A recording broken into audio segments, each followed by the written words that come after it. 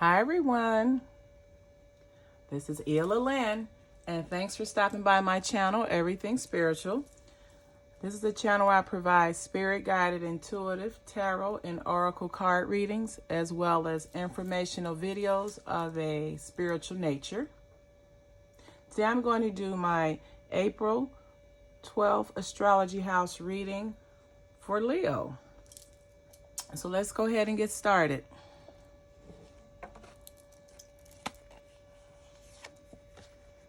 In Leo's first house, you have the Hermit.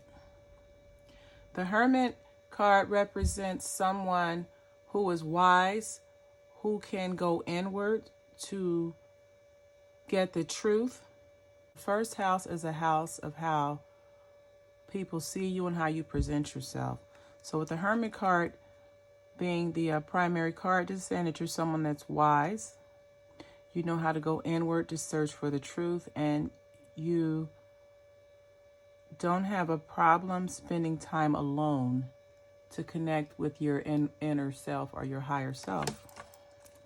Now the clarifiers for that is the dog, which you're very loyal. People see you as very wise, loyal, lucky, good fortune, good things come to you. You don't have to work hard to achieve success or accomplish your goals. And you have hope. You receive guidance from the universe. So you're looked upon as someone who's very wise, smart, loyal, and lucky.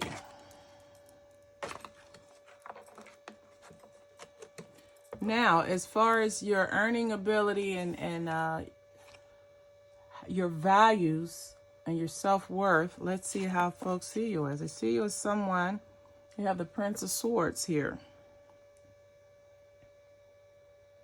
This is someone that takes a situation that is cloudy or unclear or uncertain, and they're able to use the discernment to cut through the truth.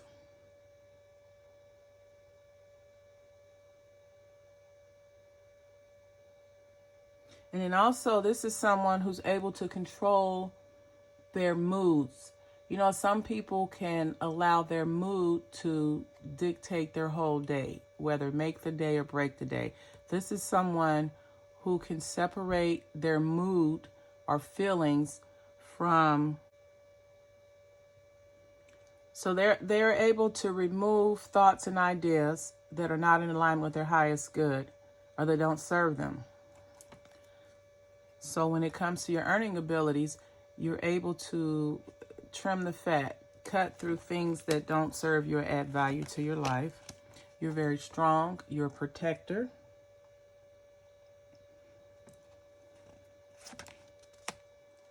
And this is a male energy here. So regarding your finances, or how people see you regarding your values and self-worth, this is someone that's being seen as you're very protective over your man. You're very protective over the person that you have emotions or feelings for. And then the final card is the Heart card. So you're seen as someone that values love, you value relationships, you love hard, you're very protective over those that you love and care for. The third house is the house of connecting to your immediate environment. It's the house of communication and your intellectual lower education and short journeys. So here we have the Eight of Cups in your third house. So this is saying that there's some type of blockage in your communication. There's some type of blockage going on that is affecting your immediate environment. Now the 16 is the card of hope. It's the Star card. So although there's blockages, you are able to go inward and receive guidance from Spirit on how to overcome the blockages. And see, these are the blockages. The blockages are the mice, the menacing little things that cause you to receive loss, that cause destruction, this creates lies and deception in your immediate environment. And that's why it's cloudy. So things in your immediate environment are not very clear. It's hard to understand or see what's going on because you have emotional blocks. You need to clear the blocks so that you can see clearly. You can see what's really going on in your immediate environment, whether it's in your home or the workspace or workplace, or even in your community. The 4th house is the house of emotional nurturing. It's where you have your family roots and foundation, your support system. And you have the Prince of Cups. Now this card is saying when it comes to your foundation, your emotional foundation, trust your intuition. Trust how you feel and how you perceive things. Don't second guess yourself. Now you have the Tower, which this represents like the establishment, an institution, government. And then you have the Bouquet, which just represents beauty, the finer things, wealth, abundance. So, regarding your nurturing, it's a very structured nurturing. Your support system is very structured, but it's also very loving, and it provides you with an abundance of emotional support. But then you must be aware of someone in your family or your immediate support group or in your immediate circle doesn't have your best interest. They're working against you. They could be jealous. They could be someone who smiles in your face and talks badly about you, but just be aware this person is in your someone in your family, or maybe someone that you live with. Wherever you have your emotional support circle, within that circle is someone that's not on your side. The 5th house is the house of love affairs, short-term romances, self-expression, and creativity.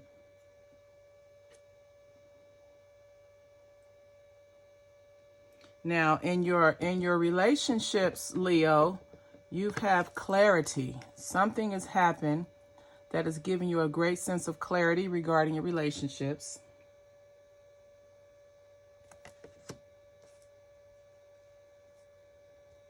And you're basically able to have discernment. Now, you have a commitment. This is some type of a commitment or engagement in the relationship. And it's plentiful. So this is saying that when it comes to your relationships, you've had a lot of offers. You've had a lot of people who wanted to get involved and in a relationship with you. You have plenty of options. And then you have the Coffin. So the Coffin means endings, grief or sadness. So although you've had many suitors, you may not have any present right now. You've had many people that wanted to date you in the past, but right now there is none. You don't have there's a loss there. In your 5th house, although you've had several people pursue you in the past, you currently, all of that is currently come to an end. But you have the clarity and truth of knowing where you stand. And that's the first step to improving your circumstances. In your 6th house, this is a house of work, health, and service. And you have the Knight of Cups. So this is someone who has a desire to work with like-minded people.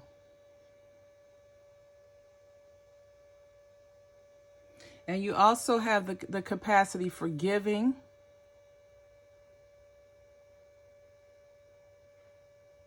You have the passion for giving of yourself to that which you have interest in, or that which you hold dear to your heart. So this is someone who will give 100% of themselves to a cause that they believe in. Now, this is a slow process. It's a slow, patient process that you're undertaking regarding your work and service, your devotion to service. It's a slow process, and at times it has been very difficult. It has been a process of suffering, or going without, or a process of lack, through you trying to connect with that life purpose job, or to be of service to others. And then it's just saying you're ready to start over. You're ready to start anew. You're ready to start something new, whether it's a new project, a new venture that allows you to give back with service, or maybe even a new job.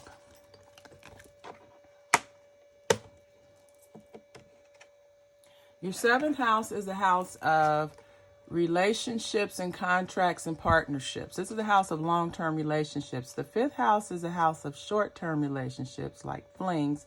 Your 7th house is a house of long-term relationships, marriage, commitment.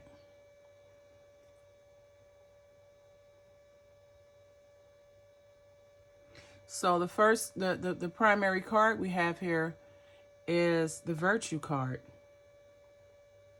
And this is basically saying, when it comes to relationships and partnerships, the first thing you need to do is be honest with yourself and have confidence that you are worthy of being loved. You are worthy of not compromising your values or your integrity for a relationship. Don't compromise. You see, that's the love. And then, so since you're being asked not to compromise your values or your beliefs for your relationship or for your partnership, and although you have a great deal of love and affection, you're at a crossroads now. You need to decide which path you need to take. Do you take the path of being true to yourself and see where that leads you? Or do you take the other path of possibly putting yourself second and pacifying the other person in the relationship? Well, whatever decision you make at this crossroads, it's going to be the right decision, because it's going to secure the relationship. It's going to give the relationship longevity, and it's going to build the foundation. You just need to decide which path to take. And it looks like you're going to take the correct path, because you're going to get stability, longevity, and a solid foundation to build upon. Your 8th house is the house of secrets. It's the house of the occult. It's where you have your universal spiritual connection. It's also the house of sexual activities within a relationship, as well as joint or shared assets. So here you have the Princess of Disc. And this is just saying that you're going to have something new coming into your life.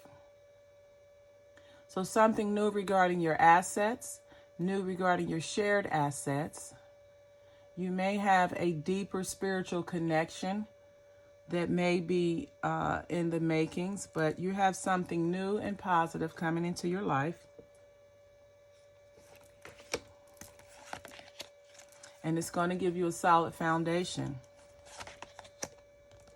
But also beware of jealousy and deception and lies, because anytime you have something good that happens or comes to your life, there's a possibility that something, the opposite of that, can enter also.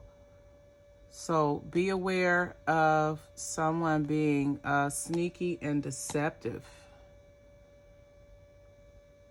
regarding your shared assets, regarding your higher spiritual consciousness. If you're working with someone, make sure that person is legit. And then you have the alchemy card. You have the books, hidden knowledge, secrets.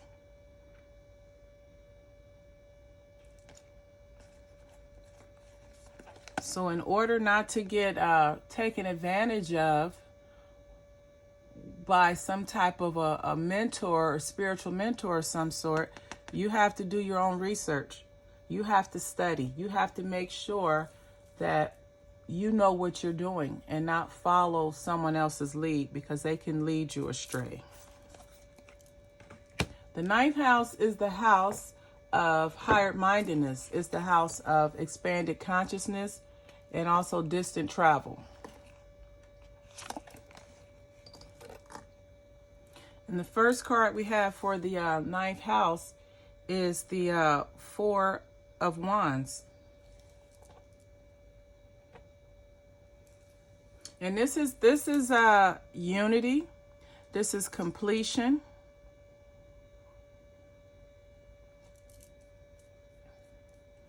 Now this card is a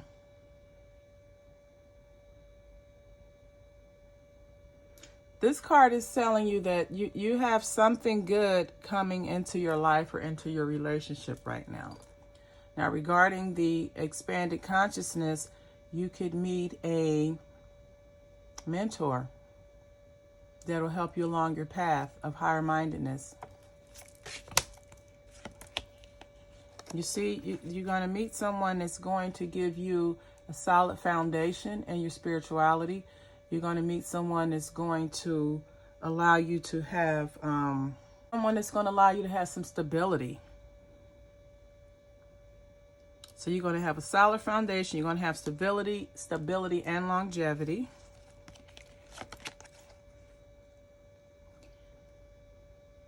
With your job,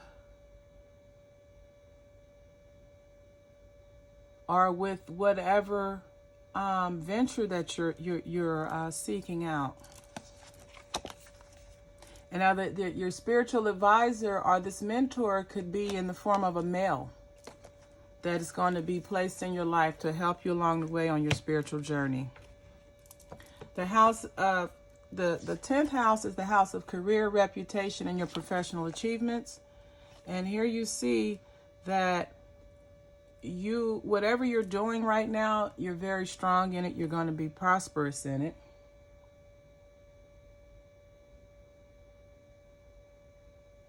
This is saying you have inner and outer riches. So basically, whatever you're doing right now is going to bring you a lot of money. You're going to have people communicating, gossiping, talking about your new your career or your reputation. You're going to be spoken of highly.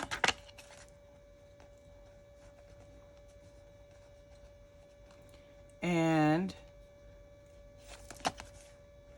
the indecision is going to come to an end. You're going to know exactly which path that you need to take as far as your career goes, because you're already doing it now, meaning you're successful. Whatever you're doing, you're good at it, you're successful, you're prosperous at it. And people are going to be talking about you. They're going to be referring folks to you. They're going to be asking for your services. And all you have to do is make sure you choose the right path. And you will, because you're going to be successful. The 11th house is a house of joint activities and like-minded people. It's also the house of similar interests. And here you have the Chariot card. And the Chariot card generally represents change. And it's a change for the good. So it looks like that you're going to be making some changes in your joint activities, in your social groups. This could be you're going to be in a long distance social group, or you're going to be moving, changing. The ship is moving. Yeah, and you're going to start over. So this is someone who, whatever social groups you're in now, you're going to change and start over and get into something that's more stable and that's more suitable for what you're doing right now. And then the 12th house is the house of karma. This is the house where you get what you deserve. This is the house of the results of your past actions. It's also where you have your hidden supports and limitations. So here we have the Queen of Cups. This is someone who has emotional integrity. They're a nurturer. This is someone that's very passionate about their life. This is someone that's very passionate. And also, this is someone that could be considered self-serving, conniving, sneaky, but they are successful. So whatever karmic debt they had for being sneaky, conniving, and cunning, the debt has obviously been paid because they're going to be successful. And then you have the Moon card in reverse.